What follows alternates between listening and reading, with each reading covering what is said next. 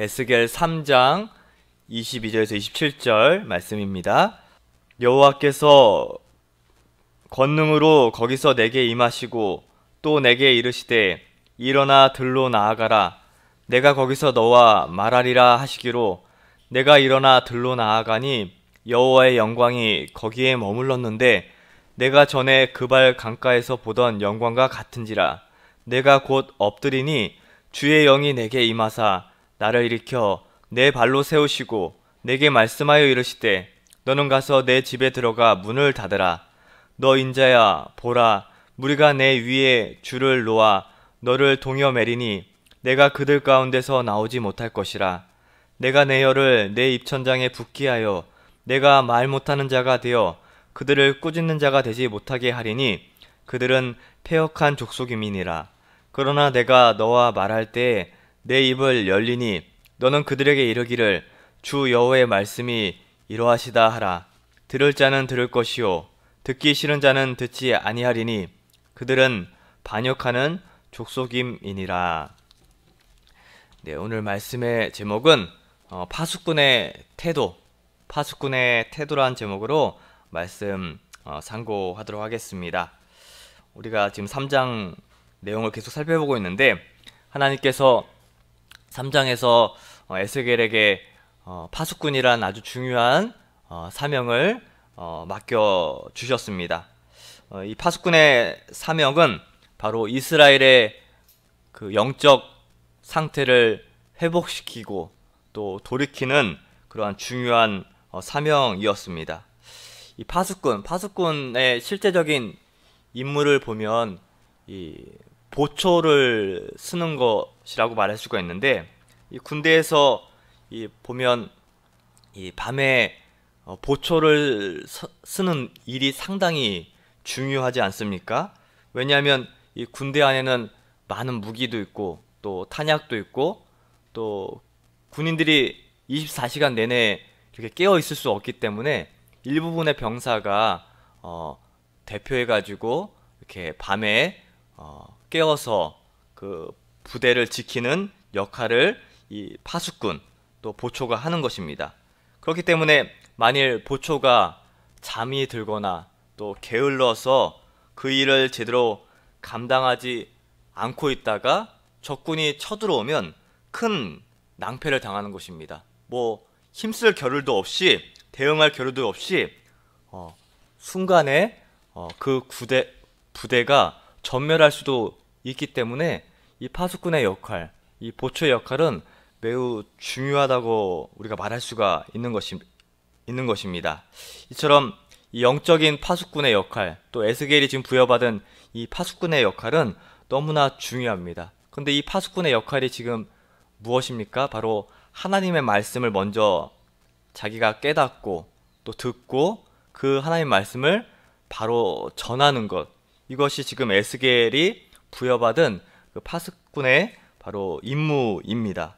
그렇기 때문에 에스겔이 할 일은 바로 파수꾼으로서 영적으로 본인이 깨어있고 또 잠들지 않고 하나님의 말씀을 통해서 바로 유다 백성들을 깨우는 일, 그 일을 잘 감당하는 것, 그것이 바로 지금 에스겔의 임무고 역할인 것입니다. 그래서 그 말씀을 전했을 때 순종하는 유다 백성들은 살게 될 것이고, 그렇지 않은 사람들, 말씀을 들었지만 그 말씀을 들은 바 듣지 않고 순종하지 않고 배척하고 나아가면 그 사람은 망하게 된다.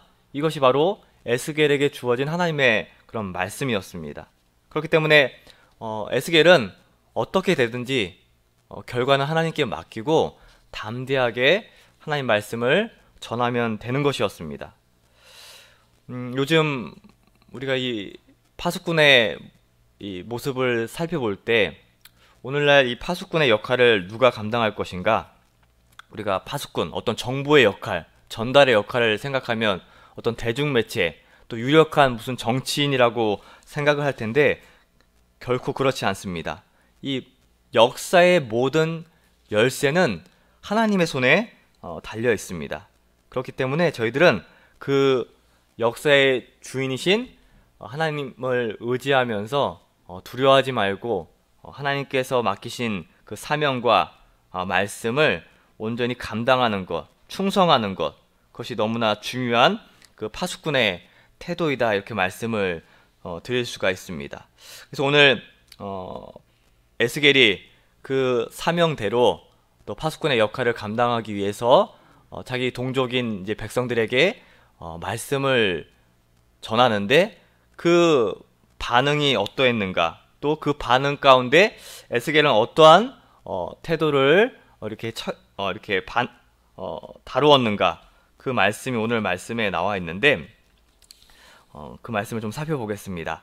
그 22절 23절 보면, 여호와께서 권능으로 거기서 내게 임하시고 또 내게 이르시되 일어나 들로 나아가라, 내가 거기서 너와 말하리라 하시기로, 내가 일어나 들로 나아가니 여호와의 영광이 거기에 머물렀는데 내가 전에 그발 강가에서 보던 영광과 같은지라, 내가 곧 엎드리니. 지금 에스겔이 또 영광을 보게 됩니다. 에스겔이 처음 하나님의 영광을 체험한 것은 1장에서 보면 그발 강가였습니다. 그런데 오늘 본문에서 보면 또 영광을 체험하게 되는데 이제 그발 강가가 아닙니다.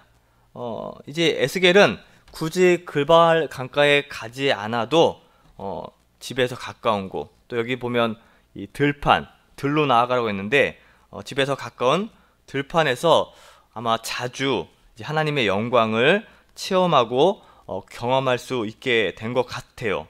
그래서 이때부터 이 에스겔에게는 습관이 하나 생기게 되었습니다. 그것은 혼자 있는 시간, 침묵의 시간, 고요의 시간, 기도의 시간을 이제 에스겔은 기회가 있을 때마다 자주 갖게 되었습니다. 왜 에스겔은 이렇게 들판으로 나가서 또 집에 들어가서 하나님의 영광을 이렇게 목도하면서 또 경험하면서 이 고요의 시간, 또 침묵의 시간, 즉 기도의 시간을 자주 가지려고 했을까? 그 이유가 어디에 있을까? 왜냐하면 그 침묵의 시간, 그 기도의 시간에 바로 하나님의 영광을 만날 수 있었기 때문에 에스겔은 이렇게 침묵의 시간, 또 개인적으로 이 고요의 시간, 기도의 시간을 가지려고 했던 것 같습니다. 예수님께서도 그 요단강가에서 세례를 받으신 후에 광야로 가셔서 40일 동안 계셨습니다. 이처럼 예수님께서도 의도적으로 그런 개인의 시간, 기도의 시간을 통해서 하나님께서 맡기신 그 사명을 감당하시기 위해 그 전에 이런 기도의 시간, 영적인 시간을 통하여 준비했던 것입니다.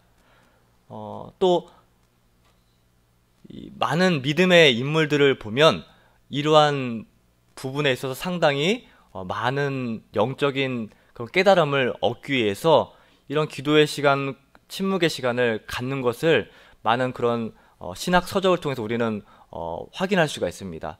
제가 조나단 에드워즈를 좋아하는데 이 조나단 에드워즈도 이런 경건의 사람이었습니다. 그런데 혼자 숲속을 산책하거나 또 혼자 외딴 곳에서 이렇게 하나님의 말씀을 묵상하는 시간을 많이 가지려고 애쓰는 모습을 제가 에드워즈의 그 관련 서적을 통해서 많이 이렇게 읽어 보았는데, 이처럼 믿음의 사람들은 바로 이런 경건의 시간, 또 이런 침묵의 시간, 고요한 시간을 갖는 것이 매우 중요합니다. 왜냐하면 그러한 시간들을 통해서 바로 먼저 자신이 하나님의 말씀을 자기 자신에게 적용을 시키면서 그 하나님의 말씀을 통해서 우리가 기도도 하고 또 자신을 변화시키는 것이 필요하기 때문에 그렇습니다. 그래서 에스겔에게 바로 이러한 시간과 또 그러한 만남을 통해서 에스겔이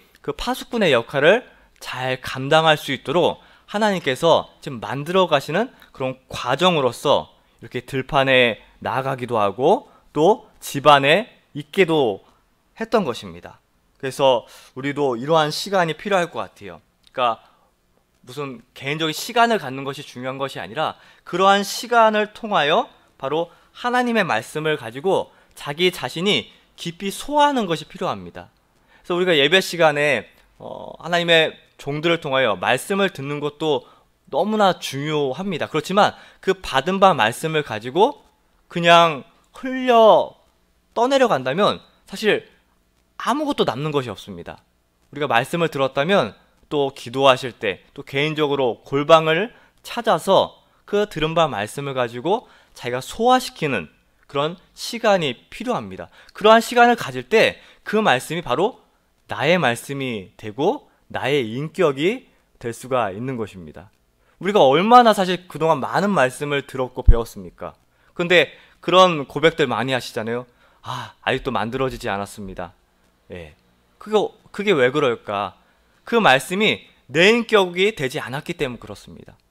근데 오늘 에스겔도 하나님께서 그런 이상을 통하여 또 체험을 통하여 하나님의 영광과 말씀을 보여주시지 않았습니까? 그 다음에 바로 이런 들로 나아가서 또 집 안으로 들어가서 바로 이런 고요한 시간, 침묵의 시간, 기도의 시간을 가질 때 그 말씀이 나에게 적용이 되고 또 나의 인격이 되는 것입니다. 그래서 이러한 시간을 많이 가지셔서 우리도 그 말씀이 우리의 인격이 되고 또 나의 믿음으로써 성장할 수 있는 그런 시간을 많이 갖는 저희가 되었으면 좋겠습니다. 그래서 또 24절을 보면 이제 주의 영이 내게 임하사 나를 일으켜 내 발로 세우시고 내게 말씀하여 이르시되 너는 가서 내 집에 들어가 문을 닫으라.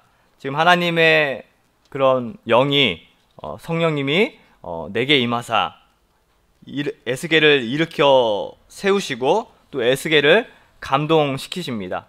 그 다음에 이제 집에 들어가서 문을 닫으라 이렇게 말씀하고 있고 명령하고 있습니다. 바로 이것이 하나님께서 지금 에스겔에게 그런 침묵의 시간, 고요한 시간, 기도의 시간을 명하시는 그런 장면입니다. 그런데 25절, 26절 보면 너 인자야 보라 무리가 내 위에 줄을 놓아 너를 동여 매리니 내가 그들 가운데서 나오지 못할 것이라.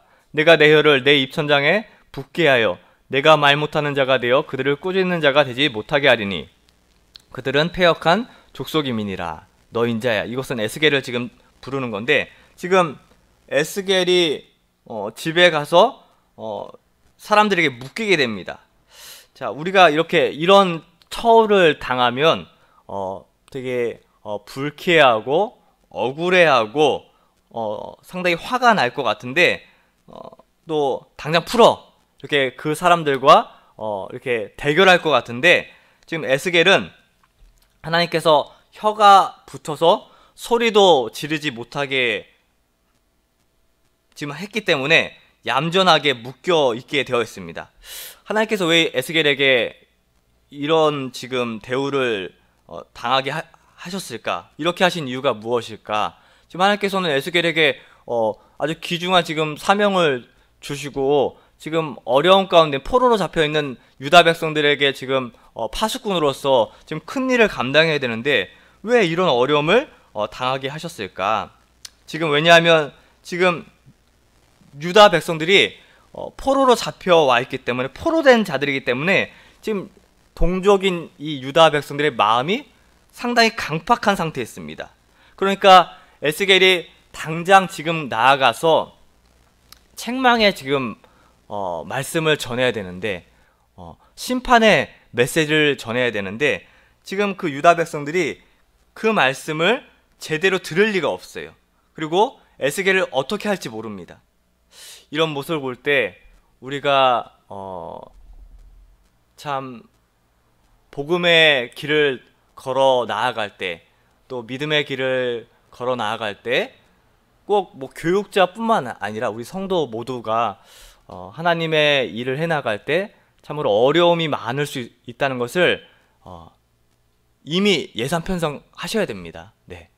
믿음의 길을 나아갈 때 뭐 꽃길을 걸어가고 늘 대우받고 또 좋은 평판을 듣고 그렇지 않습니다. 오히려 반대일 때가 많죠. 네. 억울한 일 많이 당하고 또 싫은 소리 많이 듣고 네. 나는 그런 의도가 아니었음에도 불구하고 그런 오해도 사고 그런 일 많습니다. 네. 여기 보면 에스겔도 결박을 당하고, 네, 또 아무 소리도 못하는 그런 상황 가운데 있는데 이런 일이 많이 있어요. 그러니까 그러할 때 억울해하지 마시고 우리가 하나님의 뜻을 기다리며 잠잠히 있는 것, 또 그런 것이 이 어려움을 당했을 때 잘 헤쳐나갈 수 있는 중요한 비결이라 우리가 또 교훈받을 수가 있는 것입니다. 근데 여기 보면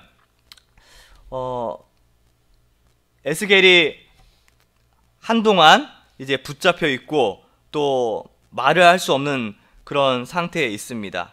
그런데 이제 하나님께서 다시금 말할 수 있게 됐을 때 이제 담대하게 그들에게 이제 메시지를 전하는데, 아까도 말씀드렸지만 우리가 오늘날 하나님의 복음을 전파하는 또 파수꾼으로서 저희가 다 세움을 받았습니다. 그럼 저희도 이 하나님의 말씀을 전해야 돼요. 근데 그러할 때 어떻게 하나님의 말씀을 전해야 될까? 이 에스겔의 이 태도를 통해서 우리는 얻을 수 있는 아주 중요한 교훈이 있는데, 서두에 말씀드렸다시피 하나님의 말씀을 먼저 받은 저희들이 이런 침묵의 시간, 먼저 그 말씀을 나에게 적용하는 시간을 가져서 그 하나님의 말씀이 먼저 우리 자신에게 녹여지는 시간이 절대적으로 필요하다는 것입니다. 그 말씀을 우리가 많이 배웠죠? 많이 들었죠? 그런데 그 말씀을 전할 때 왜 역사가 있지 않을까? 왜 듣는 자의 반응이 이렇게 무미건조할까? 그것은 말씀 자체에는 문제가 전혀 없습니다. 하나님 말씀은 능력인데 하나님 말씀 자체는 전혀 문제가 되지 않죠. 근데 그 말씀을 받은 누구에게 문제가 있는 것일까요? 우리에게 문제가 있는 것입니다. 우리가 듣기는 많이 들었지만 그 말씀이 나에게 먼저 적용이 되지 않고 내가 소화하지 않고 그 말씀이 내 인격이 되지 않았는데도 불구하고 말씀을 가지고 전하고 있기 때문에 그것이 효과가 없는 것이에요. 그러니까 에스겔에게도 지금 그러한 시간이 필요했던 것입니다. 그 말씀이 먼저 자기에게 적용이 되고 그 말씀이 소화되고 그 말씀을 통해 기도하는 시간을 통해서 그가 만들어진 이후에 그 다음에 그 말씀을 가지고 하나님의 복음을 전파했을 때 그 말씀이 능력이 있게 전달될 수 있는 것입니다. 그렇기 때문에 먼저 그 말씀이 나에게 은혜가 되고 또 인격이 되는 과정을 거친 다음에 그런 상태에서 우리가 파수꾼으로서 나아갔을 때 그 듣는 자들이 그 말씀을 받아들이고 변화받는 역사가 일어나는 것입니다.